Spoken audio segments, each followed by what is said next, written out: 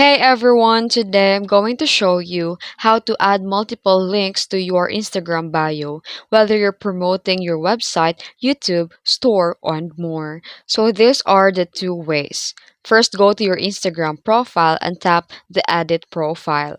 Then here tap the links, then click Add External Link.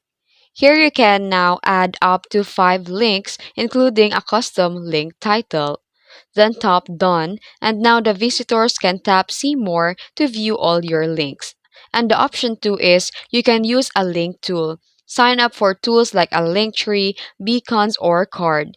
Add all your important links there and copy the master link and paste it in your Instagram bio. Now, when someone taps the link, they see the full list of your content and platforms. And that's how easy it is to add a multiple links to your Instagram bio natively or with custom link page. If this video helped you, be sure to like and subscribe and hit that bell icon for more Instagram tips. Thanks for watching.